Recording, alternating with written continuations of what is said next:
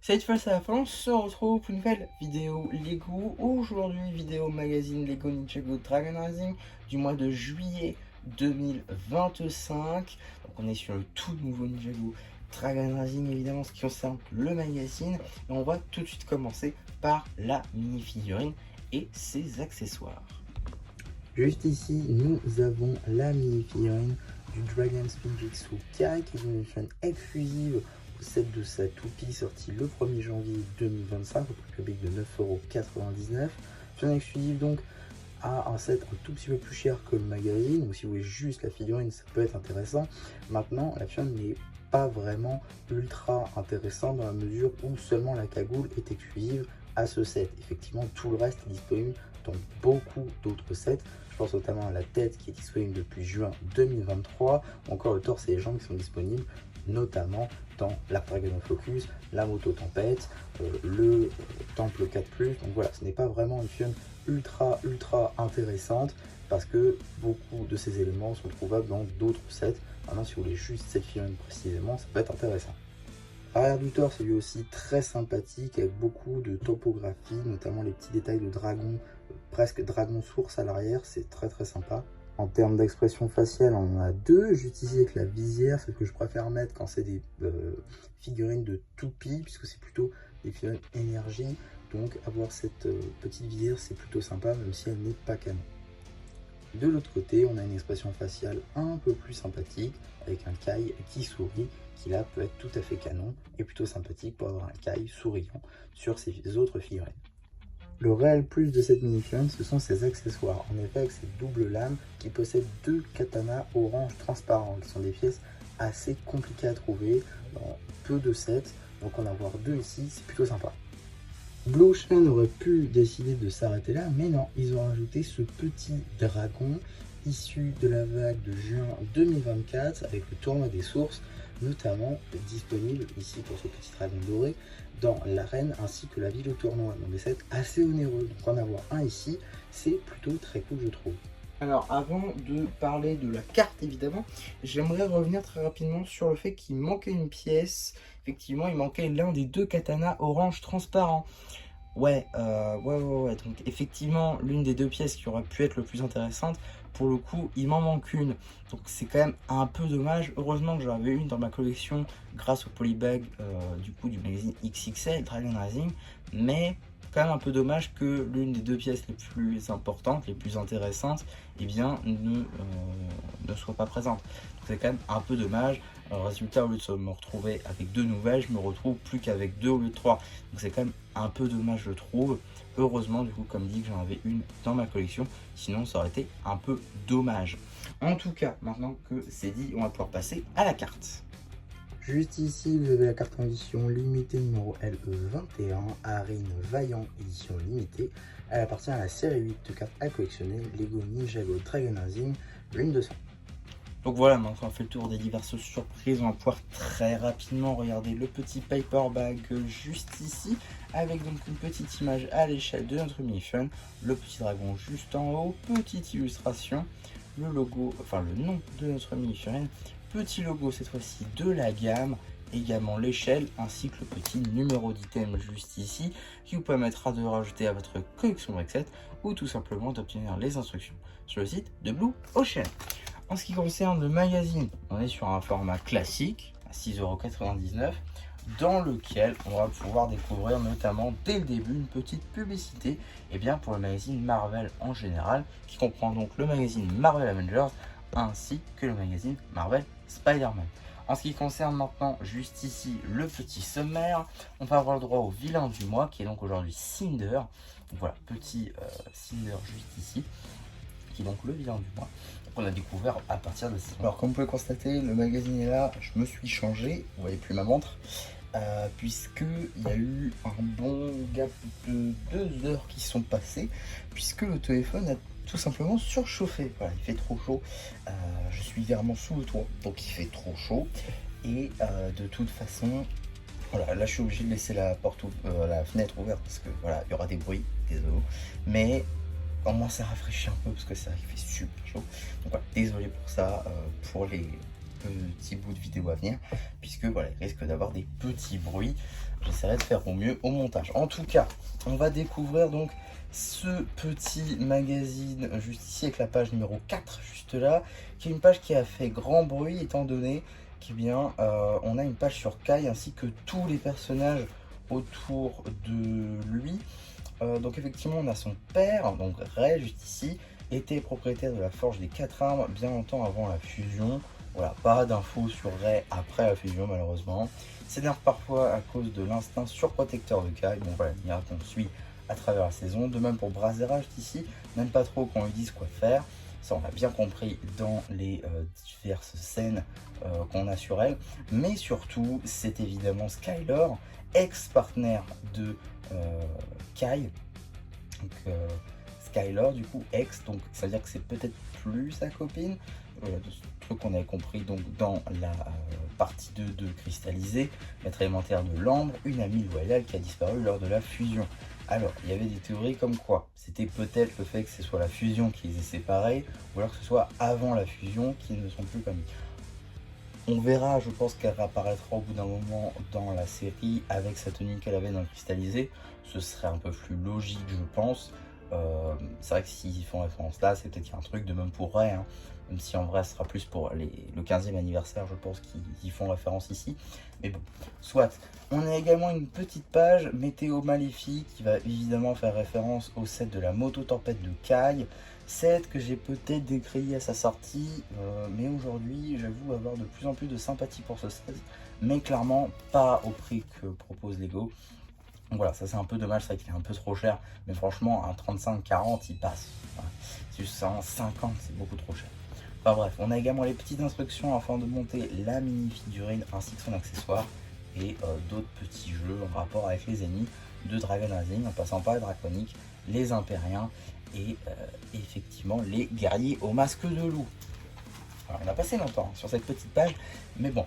On a également ici un petit jeu sur double page concernant Drix, avec ici il faut reconstituer un poster avec en gros ces projections d'insectes, hein, j'imagine que c'est ça. Et ici on a les bouts, voilà. Ça c'est un jeu, tout ce qu'il y a de plus facile. Également petit labyrinthe juste ici avec Zarkt du coup, juste ici. Voilà, le petit le savais-tu entre Nia et Sora. Je sais pas ce qu'il a raconté. Le nom de Nia vient de Niad, ça on savait. La première maîtresse élémentaire de l'eau. Quant à Sora, elle a choisi elle-même son nom en hommage au tout premier dragon qu'elle a rencontré. Son vrai nom est Anna. Effectivement, tout ça on le sait avec la série. Rien de nouveau ici. On a également donc un petit message pour Arin. Il faut reconstituer, j'imagine, un message à l'aide des draconiques juste ici. Bon, marrant, après utiliser les draconiques, bon bref.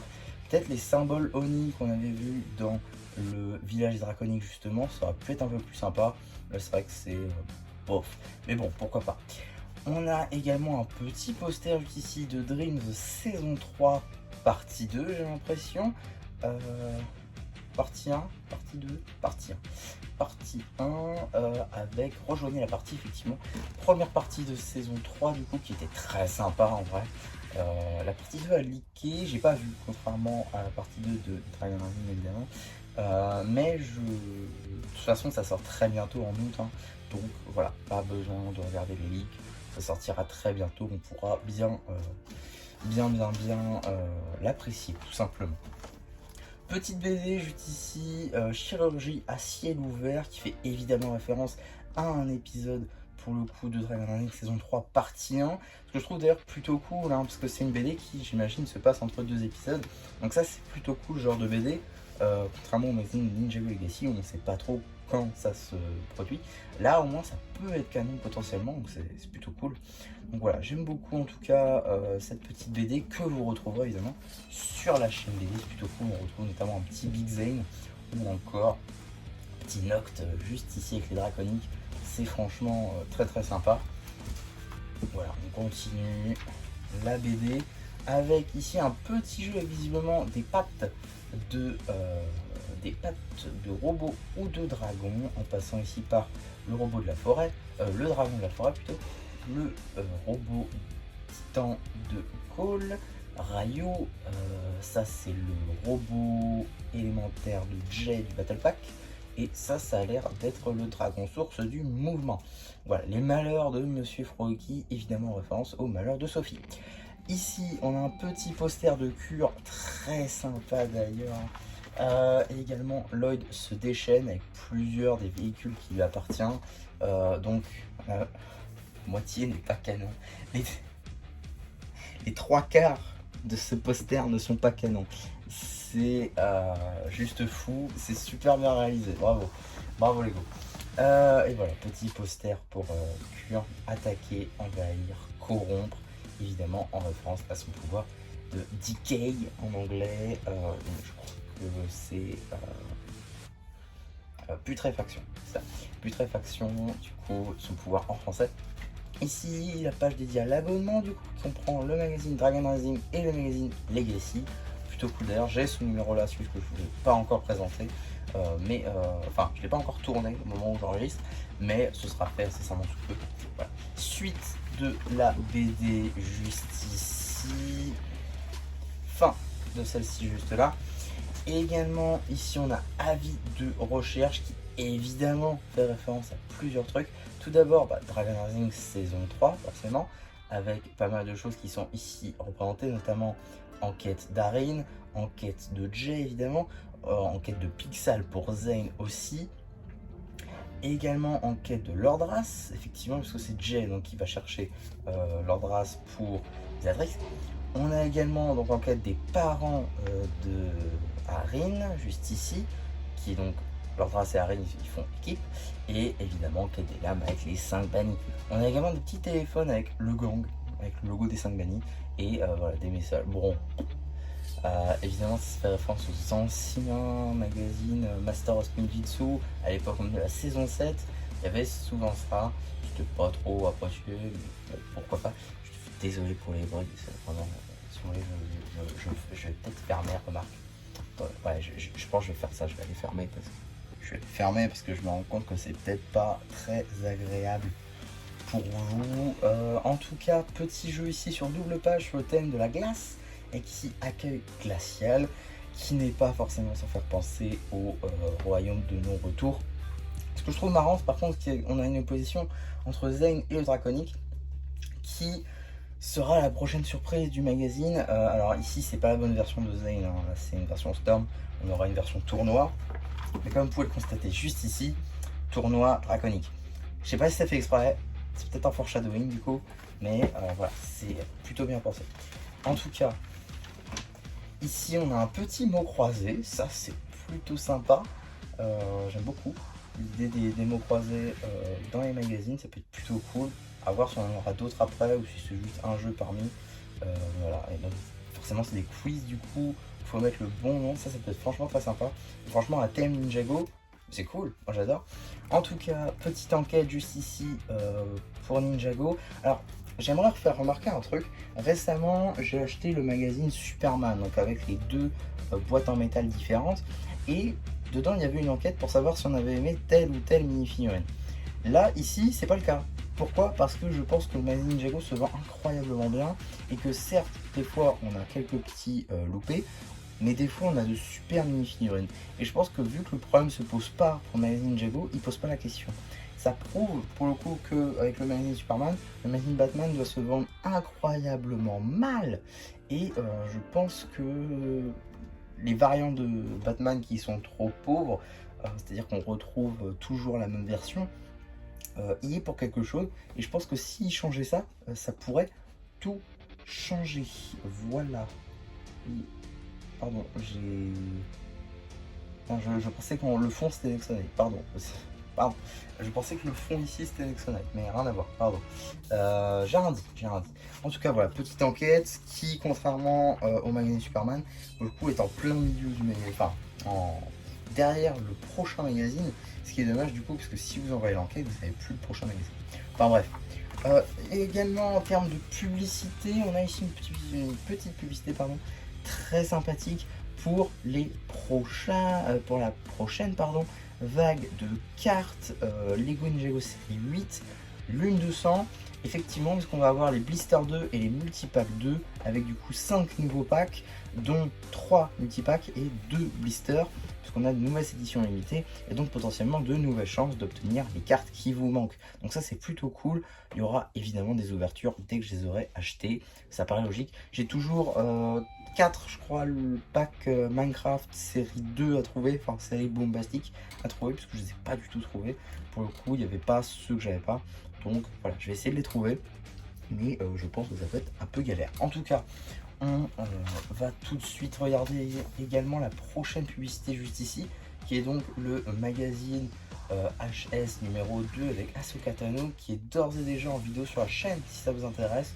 J'ai déjà fait une vidéo sur ce magazine là, très sympathique d'ailleurs, le film d'Ahsoka du coup, et des stickers également qui sont ici notés mais qui sont pas visibles là, mais voilà, qui sont avec, ça c'est plutôt cool. Je vous renvoie vers cette vidéo si ça vous intéresse. En tout cas, qu'est-ce qu'on a dans le prochain magazine Lego Ninjago Dragon Rising, donc en août 2025, nous allons avoir la mini-fun de Lloyd Storm. Alors, petite figurine plutôt sympa à avoir, puisque Lloyd Storm n'est disponible, je crois, que dans 4-7, donc le Temple 4+, la voiture, qui je rappelle pour l'instant les deux ne sont pas canon, Thunderfang, du coup à 75 € et l'Arc Dragon of Focus à 100 €. Effectivement, c'est des sets qui soit assez onéreux, soit pas du tout onéreux, mais pas intéressant puisque n'apparaît pas dans la série télévisée. Suite à quoi je vous réponds que le Temple 4+ est superbe, pour 40 €, franchement ça vaut son prix avec 4 mini-figurines parfaites. Voilà, après si vous voulez pas du 4+, vous voulez vraiment que du truc dans la série, c'est vrai que Stormloid vous pouvez peut-être passer à côté si vous n'avez pas l'argent pour vous acheter Thunderfang par exemple, ou l'Arc Dragon of Focus, qui sont tous deux des sets qui vont bien ensemble mais qui sont assez onéreux. Donc l'idée de l'avoir ici dans le magazine, ça peut être plutôt cool. Donc voilà, je salue l'idée, c'est une très bonne idée. Et je salue également les pièces qu'on va avoir dedans. Effectivement, on va avoir une nouvelle, super, si je donne des coups d'entrée pièce, ça va aller. Nouvelle pièce d'accroche juste ici, qui est donc un crochet avec un stud au bout. Ça, c'est une nouvelle pièce assez récente, qui est plutôt cool à retrouver dans le magazine. Ça permet, là encore, pour pas trop cher, d'obtenir de nouvelles pièces. Donc voilà, je suis très hype pour ce set, pour ce magazine-là, de par forcément les nouvelles pièces que je vais pouvoir rajouter à mon vrac, et également la chaîne de Stormloid, qui va me permettre de faire un custom de Stormloid avec les cheveux. Voilà, ça va être plutôt sympathique. En tout cas, magazine très cool, avec également la LE27, oui, il y a un très gros écart, effectivement on est à la LE21, parce que je vous le rappelle, grâce à cette petite publicité, on va avoir la 22-23, c'est ça, je regarde. Ouais, 22, 23, 24, 25, 26. Donc la prochaine évidemment c'est la 27. Et dans le magazine Ninjago Legacy on va avoir la 28. Voilà, ça paraît logique, ça s'enchaîne très bien. Je crois qu'il y en a 30. Ça veut dire que le magazine de septembre aura la 29 j'imagine. Et qu'on aura peut-être la 30 dans un magazine Ninjago Dragon Rising ou Legacy. On verra si on n'aura pas d'autres également, parce que des fois ils nous en rajoutent quelques-unes, mais là je pense pas, puisque c'était très rapide et en Allemagne on n'a pas eu de nouvelles séries. Donc voilà, je pense que pour le coup il se peut qu'on ait quelques cartes en moins, ou pas du tout de cartes sur certains magazines, à voir. En tout cas, voilà ce que je pouvais raconter sur ce petit magazine Ninjago Dragon Rising. J'espère en tout cas que ma vidéo dessus vous aura plu. Surtout n'hésitez pas à me dire en commentaire, n'hésitez pas aussi à liker la vidéo, à vous abonner. Et voilà, du coup c'est déjà plu, qui vous dit bye bye.